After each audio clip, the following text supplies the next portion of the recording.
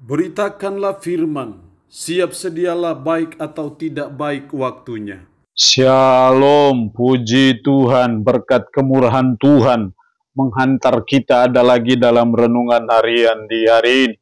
Firman Allah yang menjadi renungan kita bersama di hari ini saya ambil dari 1 Petrus pasal 4 ayat 7 sampai dengan ayatnya yang ke-11. Secara khusus saya akan baca ayatnya yang ke-10, ayat 9 sampai dengan ayatnya yang ke-11. Firman-Nya berkata demikian. Berilah tumpangan seorang akan yang lain dengan tidak bersungut-sungut. Layanilah seorang akan yang lain sesuai dengan karunia yang telah diperoleh tiap-tiap orang sebagai pengurus yang baik dari kasih karunia Allah. Jika ada orang yang berbicara, baiklah ia berbicara sebagai orang yang menyampaikan firman Allah. Jika ada orang yang melayani, baiklah ia melakukannya dengan kekuatan yang dianugerahkan Allah, supaya Allah dimuliakan dalam segala sesuatu karena Yesus Kristus. Ialah yang mempunyai kemuliaan dan kuasa sampai selama-lamanya. Amin.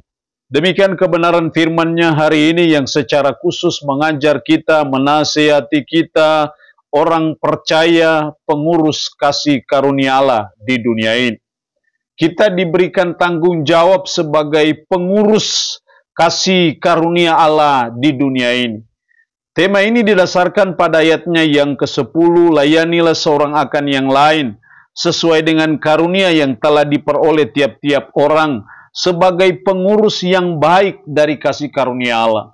Sebagai pengurus yang baik dari kasih karunia Allah. Itu artinya bahwa hendaknya kita menjadi orang percaya yang pengurus kasih karunia Allah itu dengan baik di dunia ini. Jangan sampai kita salah menggunakannya, jangan sampai kita tidak menggunakannya dengan baik. Kita dituntut supaya kita jadi pengurus yang baik dari kasih karunia Allah itu. Lalu pertanyaannya adalah, apa yang dituntut dari kita? Bagaimana caranya supaya kita bisa jadi pengurus yang baik dari kasih karunia Allah itu? Ada 3 hal yang saya pelajari dalam ayat ini yang dituntut dari kita supaya kita bisa jadi pengurus yang baik dari kasih karunia Allah itu. Yang pertama dalam ayat 7, kesudahan segala sesuatu sudah dekat. Karena itu kuasailah dirimu, jadilah tenang supaya kamu dapat berdoa. Karena kita ada pada akhir zaman, maka situasi di akhir zaman ini menuntut kita bukan hanya sebagai pengurus baik dari kasih karunia Allah itu, tetapi karena kita ada dalam kondisi akhir zaman, maka kita dituntut karena itu kuasailah dirimu. Ini hal yang pertama yang dituntut dari kita supaya kita jadi orang percaya yang menjadi pengurus yang baik dari kasih karunia Allah di dunia ini, maka kita harus menguasai diri. Karena tanpa penguasaan diri yang baik, maka akan sukar dan sulit untuk kita bisa jadi pengurus dari kasih karunia Allah itu. Tujuannya kita menguasai diri supaya kita jadi tenang. Tujuannya kita tenang adalah supaya kamu dapat berdoa. Jadi dengan adanya penguasaan diri kita bisa lebih tenang dan kita lebih konsentrasi, lebih fokus untuk berdoa. Itu tujuannya. Jadi mari kita sebagai umat, sebagai orang percaya untuk terus belajar menguasai diri kita. Kita punya self-control. Makanya ada istilah-istilah sumbu pendek, kabel telanjang. Harusnya itu tidak boleh ada dalam hidup kita. Karena itu ya akan menjadi penghambat sehingga kita tidak tenang. Tidak tenang membuat kita tidak punya konsentrasi untuk berdoa. Dan itu yang akhirnya menjadi penghambat. Kita tidak bisa jadi pengurus yang baik dari kasih karunia Allah itu. Tapi saya percaya ketika kita ada pada penguasaan diri, ada pada self-control itu, maka itu yang menolong kita untuk kita bisa menjadi pengurus kasih karunia Allah itu. Yang kedua, yang dituntut dari kita ayatnya yang ke-8, tetapi yang terutama, kasihilah sungguh-sungguh seorang akan yang lain, sebab kasih menutupi banyak sekali dosa. Berilah tumpangan seorang akan yang lain, dengan tidak bersungut-sungut. Hal yang kedua supaya kita bisa menjadi pengurus kasih karunia Allah di dunia ini. Yang kedua, mari kita hidup dalam kasih. Mari kita mengasihi sungguh-sungguh seorang akan yang lain. Ketika kita sungguh-sungguh melaksanakan kasih, ketika kita sungguh-sungguh mengasihi sesama kita, maka itu yang menolong kita sehingga kita bisa jadi pengurus kasih karunia Allah yang baik itu. Kenapa kita harus sungguh-sungguh mengasihi? Sebab kasih menutupi banyak sekali dosa. Kasih membatasi kita untuk berbuat dosa. Makanya kasih menutupi banyak sekali dosa. Kasih merem kita. Kalau kita tidak punya kasih, maka itu yang membuat kita senang berbuat dosa. Kalau kita mengasihi Tuhan, kan harusnya kita tidak boleh menyembah berhala. Kalau kita mengasihi Tuhan, harusnya kita tidak boleh menyebut nama Tuhan dengan sembarangan. Kalau kita mengasihi Tuhan, berarti tidak boleh ada patung atau apapun yang menjadi sembahan kita. Kalau kita mengasihi Tuhan, itu berarti kita akan menghormati dan menguruskan hari Sabat. Demikian juga kalau kita mengasihi sesama kita, berarti kita tidak boleh mencuri, kita tidak boleh berdusta, kita tidak boleh berzina. Itu wujud kita mengasihi, sehingga kasih itu menutupi banyak sekali dosa. Artinya bahwa kasih itu merem kita.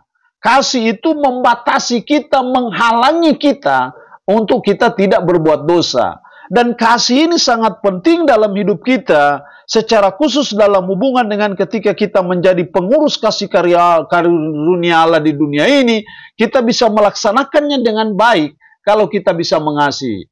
Salah satu wujud dari mengasihi itu dalam ayat 9, berilah tumpangan seorang akan yang lain dengan tidak bersungut-sungut. Karena jemaat yang kirimi surat oleh Petrus adalah jemaat diaspora, jemaat perantauan, karena itu membutuhkan tumpangan-tumpangan. Salah satu wujud dari umat yang hidup dalam kasih, yang sungguh-sungguh mengasihi, harusnya memberikan tumpangan seorang akan yang lain.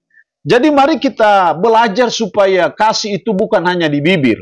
Jangan sampai kasih itu hanya sekedar retorika belaka, hanya sekedar slogan semata, hanya sekedar hukum semata yang setiap hari Minggu kita dengar, tapi mari kita belajar untuk sungguh-sungguh mewujudkannya, melaksanakannya dalam kehidupan kita sehari-hari. Yang ketiga, supaya kita bisa jadi pengurus kasih karunia Allah di dunia ini dengan baik, ayat 10-11, layanilah seorang akan yang lain sesuai dengan karunia yang telah diperoleh tiap-tiap orang. Jadi kita harus melayani sesuai dengan karunia. Diperjelas lagi dalam ayat 11, jika ada orang yang berbicara, baiklah ia berbicara sebagai orang yang menyampaikan firman Allah. Jika ada orang yang melayani, baiklah ia melakukannya dengan kekuatan yang dianugerahkan Allah. Hal yang ketiga yang dituntut dari kita supaya kita bisa jadi pengurus kasih karunia Allah di dalam dunia ini, yang ketiga kita harus melayani sesuai dengan karunia itu.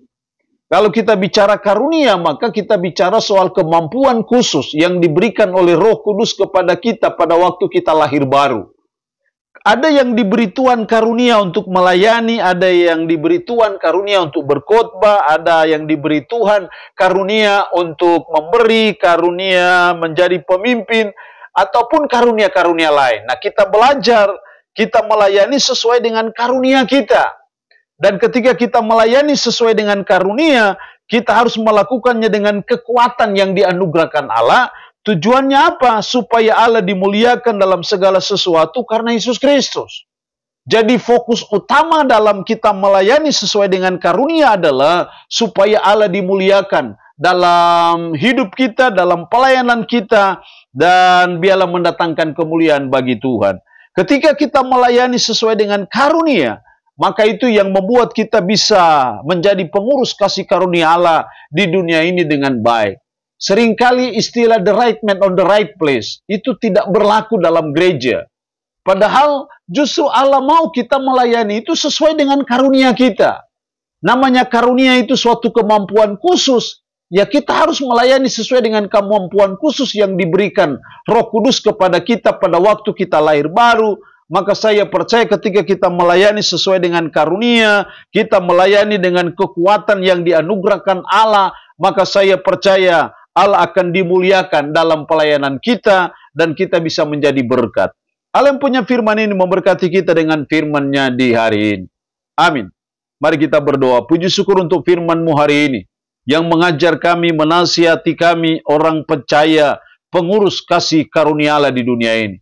Tuhan, tolong kami supaya kami bisa jadi pengurus kasih karunia Allah di dunia ini dengan baik. Karena itu tolong kami supaya kami menguasai diri. Tolong kami supaya kami hidup dalam kasih.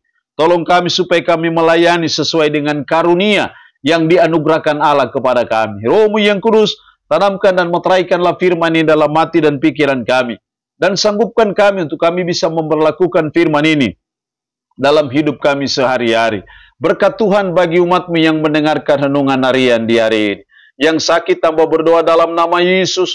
Tuhan lawat, Tuhan jamah, Tuhan sembuhkan dari sakit penyakit yang diderita. Terpuji-pujilah nama-Mu ya Allah. Di dalam nama Tuhan kami Yesus Kristus kami berdoa. Amin. Shalom. Tuhan Yesus memberkati kita dengan firman-Nya di hari ini.